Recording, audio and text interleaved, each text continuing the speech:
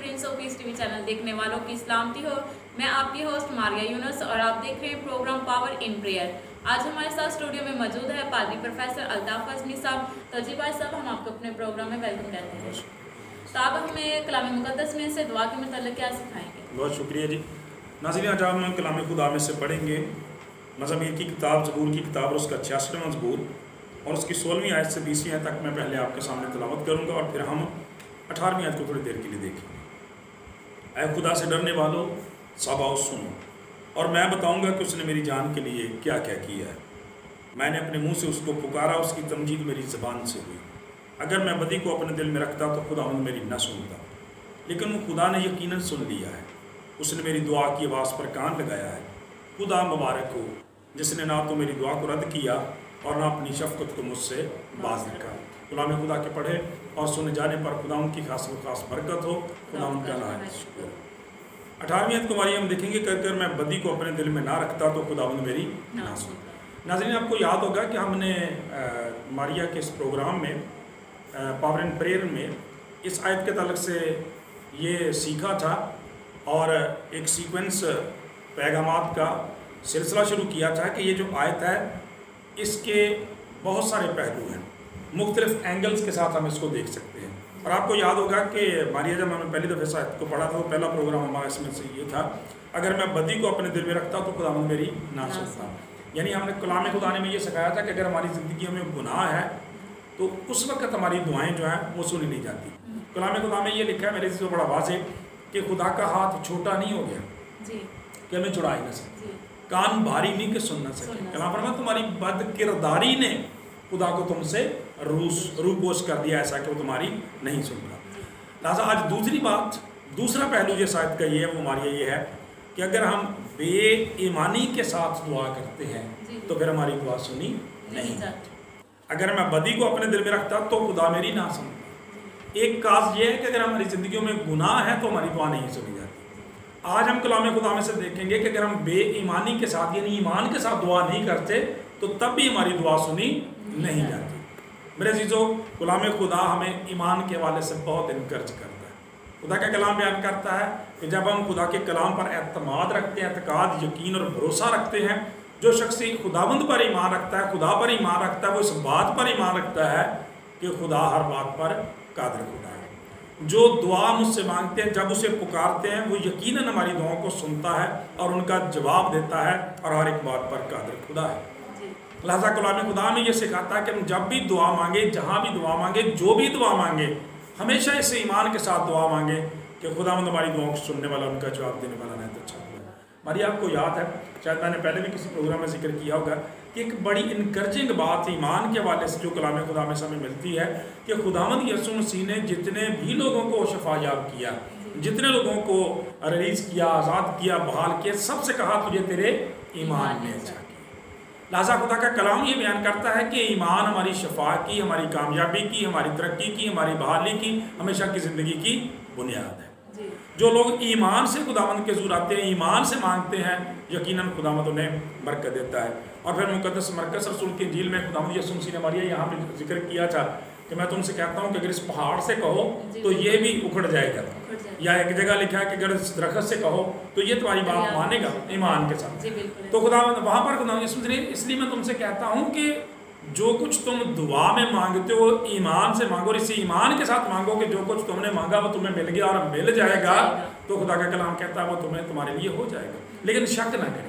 वहाँ पे आपने खुसूस से ये लफ्ज़ इस्तेमाल किया कि शक ना करे, ईमान रखे कि खुदा हमारी दुआओं को सुनने वाला, उनका जवाब देने वाला ना तो अच्छा खुदा है। और बुज़ुर्ग याकूब रसूल के ख़त में भी यही बात लिखी है नाज़रीन कि जो शख्स ईमान नहीं रखता, दिल में शक रखता है, वो समुंदर की लहरों की मानद होता है जो अपनी बेशर्मी की जाग उगलती हैं। और खुदावंद फरमाता है कि ऐसा शख्स ये ना समझे कुछ खुदावंद से कुछ मिलेगा। लिहाजा खुदा का कलाम में ये बयान करता है कि हमें हमेशा ईमान के साथ दुआ मांगनी चाहिए। अपने प्रॉब्लम्स की तरफ देखने की ज़रूरत नहीं है, खुदावंद की तरफ देखने की ज़रूरत है, उसकी बड़ी शफ़क़त, मोहब्बत, मेहरबानियों को देखने की ज़रूरत है। और ये मैं कभी कभी कलाम खुदा में इस बात को पढ़ के बड़ा खुश होता हूँ और ये बात मुझे हमेशा बड़ी इनकरेज करती है, जोर देती है, क़ुव्वत देती है कि मैं समझता हूँ कि कलाम खुदा में हम देखते हैं अम्बिया कराम को, खुदा के नज़ीरों को, बादशाहों को, बरगज़ीदों को, लोगों को, कि वो जब दुआ करते थे तो अपने हाथ उठा के आसमान की तरफ देखते थे।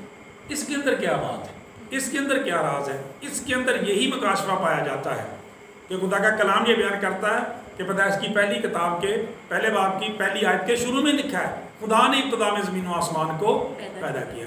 तो जब हम आसमान की तरफ देखते हैं तो इसका मतलब ये है कि हम खुदा से उसकी हशमत, उसकी कुदरत, उसकी अजमत के मुताबिक मांगते हैं। क्या खुदावन तू जो आसमान का खालिक है, जो कुछ आसमान में उसका खालिक है, जो कुछ ज़मीन पर है, ज़मीन के अंदर है, समुद्रों में, दरियाओं में, उन सब का तू खालिक और मालिक है। तू हर एक बात पर कादिर खुदा है। आसमान की तरफ जब हम देखते हैं तो हम खुदा की कुदरत की तरफ देखते हैं, खुदा की मोहब्बत और मेहरबानियों की तरफ देखते हैं, जिनके वसीला से वो आसमान से में तरह तरह की नेमतें, बरकतें और बख्शिशें जो है वो देता है। लिहाजा खुदा का कलाम हमें ये सिखाता है कि जब हम ईमान के साथ खुदावंद की तरफ नज़र करते हैं, ईमान से मांगते हैं, तो यकीनन खुदावंद हमारी दुआओं को सुनने वाला, उनका जवाब देने वाला नहायत अच्छा खुदा है। बाइबल मुक़द्दस में, इंजील मुक़द्दस में मारिया बड़ा खूबसूरत वाक़या है कि खुदावंद यीशु मसीह अपने शागिर्दों के साथ हैं और इस्तराहत की गर्ज से थोड़ी देर के लिए पिछली जानब जो है वो कश्ती में लेटे हुए आराम फरमा रहे हैं, और उसी दौरान उस झील के अंदर जो है वो तूफान, बारिश आ जाती है बहुत ज़्यादा, और इस कदर इतनी ज़्यादा कि शागिर्द खुदावंद यीशु मसीह को पुकारना लगे, खुदावंद हम डूब रहे हैं, हम मर रहे हैं, हमें बचाएं, हम हलाक हुए जाते हैं। और खुदा का पाक कलाम बयान करता है कि जब यीशु मसीह को जगाया गया, खुदावंद यीशु मसीह बेदार हुए, खड़े हुए, और कलाम खुदा बयान करता है कि आपने हवा और पानी को डांटा और थम गए। खुदा का पाक कलाम कहता है और पूरी झील के अंदर अमन हो गया, पूरी झील के अंदर अमन हो गया। खुदा का कलाम ये बयान करता है। और जो बात आपसे कहना चाहता हूँ ये है कि देखें, ये वही कादर खुदा है जो आसमान का और ज़मीन का खालिक है। खुदा का कलाम बयान करता है कि जब वो खड़ा हुआ, हुक्म दिया, और लोग हैरान भी हो गए कि ये कौन है कि हवा और पानी भी इसका हुक्म मानते हैं। वो उस बात का इकरार करते थे। खुदा ने शागिर्दों को भी डांटा है। मैं वही बात करने लगा था कि इसके बाद जो बात की है वो आज के हमारी इस पॉइंट पे हमें लाती है कि ये करके बाद यीशु मसीह ने मौजज़ात किए, पानी को थमा दिया, हवा को थमा दिया, और फिर फरमाया कि तुम्हारा ईमान कहाँ गया। आपने फरमाया तुम्हारा ईमान कहाँ गया। और मारिया खुदा के किसी खादम ने कहा है कि किश्ती के अंदर दरअसल यीशु मसीह नहीं सो रहे थे, शागिर्दों का ईमान सो रहा। मतलब लगता है ऐसे ही है ना, क्या यीशु मसीह ने उठते उनसे सवाल किया कि तुम्हारा ईमान कहाँ। और नाज़रीन, कलाम खुदा में यहाँ यीशु मसीह के मुख्तलिफ नाम लिए गए हैं, ईमान भी यीशु मसीह का नाम। और जब ईमान हमारे दरमियान हो, जिसने वादा किया यहाँ 2 या 3 मेरे नाम पे जमा हो मैं उनके बीच में हूँ, आज भी हम कहते हैं कि जब हम इस ईमान के साथ खुदावंद के ज़ोर झुकते हैं, बैठते हैं, तो यकीनन इस बात पर ईमान रखते हैं कि वो हमारे दरमियान है, तो हमारी दुआओं को सुनता है, उनका जवाब देता है। लिहाजा मुख्तसर यही है कि अगर यहाँ पे लिखा कि अगर मैं बदी को अपने दिल में रखता तो खुदावंद मेरी ना सुनता, अगर मैं ईमान नहीं रखता तो तब भी मेरे अजीज़ों खुदावंद हमारी नहीं सुनता, हमारी दुआओं का जवाब नहीं आता। ज़रूर है कि हम खुदा के कलाम पर मुकम्मल तौर पर एतकाद, यकीन, तवक्कुल और भरोसा रखें, इस बात पर ईमान रखें कि वो हर एक बात पर कादिर खुदा है, यकीनन हमारी दुआओं को सुनेगा, उनका जवाब देगा। तो खुदावंद से दुआ इस कलाम के वसीला से हम सब आमीन। Praise the Lord. आपने बहुत ही खूबसूरत कलाम हमारे साथ शेयर किया। तो जी व्यूअर्स, आई होप कि आज के कलाम के वसीला से आपने बड़ी बरकत पाई होगी। अब वक्त है कि हम पाक साहब के साथ मिलकर दुआ मांगे। जी पाक साहब। आसमानी बाप तेरी शुक्रगुजारी करते हैं गुजरे हुए सारे वक्त के लिए, सारी पाक मुहाफ़ज़त निगहबानी सलामती के लिए, आज के इस दिन के लिए, इस मौका, इस वक्त के लिए। प्यारे खुदाम prince of peace television channel के लिए, सारी टीम के लिए तेरी शुक्रगुजारी करते हो, सब के लिए तेरा फजल चाहते हैं, बिलखुसूस इस प्रोग्राम के लिए, तेरी होस्ट के लिए खुदाम तेरी शुक्रगुजारी करते हैं कि इस प्रोग्राम के वसीला से लोग दुआ के ताल्लुक से सीखते और बड़ी बरकत पा रहे हैं। आसमानी बाप जो इस वक्त इस प्रोग्राम को देख रहे हैं, उनकी जो भी नीड्स हैं तेरे यीशु मसीह नासरी के नाम से पूरी हों। एक एक ज़िंदगी को खुदावंद बरकत देना और अपने जलाल के लिए इस्तेमाल करना।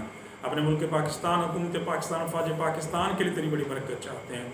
खुदा हम Prince of piece television channel के साथ साथ दिगर तमाम तर उन चैनल्स के लिए खुदा जो रात दिन तेरे प्रचार के लिए प्यारे खुदा काम कर रहे हैं, सबको तो बरकत देना और अपने जलाल के लिए इस्तेमाल करना। तेरे बेटे अपने प्यारे खुदा यीशु मसीह नासरी के नाम से आमीन। तो जी थैंक यू सो मच भाई साहब कि आपने अपना कीमती वक्त हमारे प्रोग्राम को दिया। तो जी व्यूअर्स, अब वक्त है कि हम आपसे इजाज़त लें, तो फिर मिलेंगे अगले प्रोग्राम में नए गेस्ट के साथ। तब तक के लिए मुझे इजाज़त दीजिएगा। May God bless you all and keep watching Prince of piece TV channel.